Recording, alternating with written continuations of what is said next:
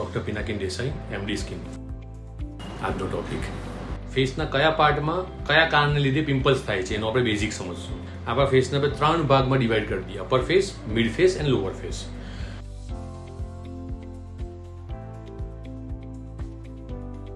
Upper ફેસનો જે part છે એમાં પિમ્પલ્સ થવાના કારણો શું હોય? જે આઈની ઉપરનો ભાગ છે જેમાં ફોરેહેડ આવે છે, મેઇન સ્વેટિંગ અને ડેન્ડ્રફ. સેકન્ડ શું કારણ હોય છે? Pollution, dust. ઓકે, તો આ અપર ફેસના કારણ હોય છે.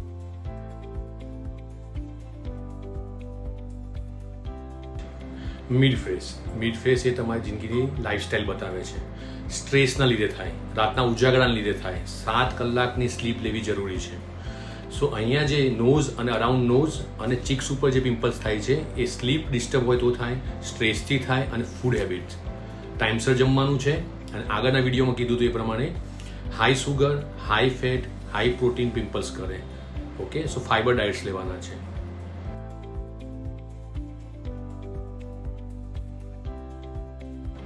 લોઅર ફેસ ઉપર પિમ્પલ્સ થવાનું કારણ મેઇનલી ફિમેલમાં થતા હોય છે.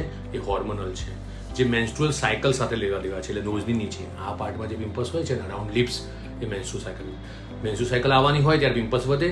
જેમ જાય મેન્સ્ટ્રુઅલ સાયકલ એના પછી પિમ્પલ્સ આપોઆપ બેસી જાય છે. તો ગાયનેકોલોજિસ્ટને કન્સલ્ટ કરવું જોઈએ.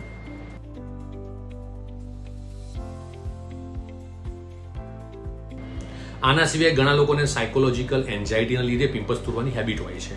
તો એને કહેવાય એક્ની એક્સપોરી. એ કંઈ પણ પિમ્પલ્સ તોડતા હોય અને એનું સ્પ્રેડ બીજે થતું હોય છે. આખા ફેસ ઉપર પિમ્પલ્સ થયા કરે, એકદમ ઓઇલી સ્કિન હોય તો એને જેનેટિક કહેવાય. એટલે જન્મથી વારસામાં આવેલું પિમ્પલ્સ કહેવાય. કે જેને હોર્મોન એક્ટિવ થાય એટલે 13 વર્ષની ઉંમરથી લઈને 25 વર્ષ સુધી પિમ્પલ્સ થતા હોય છે. એમાં ફેમિલી હિસ્ટ્રીમાં તમારા મા બાપમાંથી કોઈને પણ પિમ્પલ્સ હોય તો એ બાળકને પિમ્પલ્સ થવાના ચાન્સીસ વધી જાય છે. તો એને ફૂલ ફેસમાં એને જેનેટિક પિમ્પલ્સ કહેવાય છે. Thank you friends.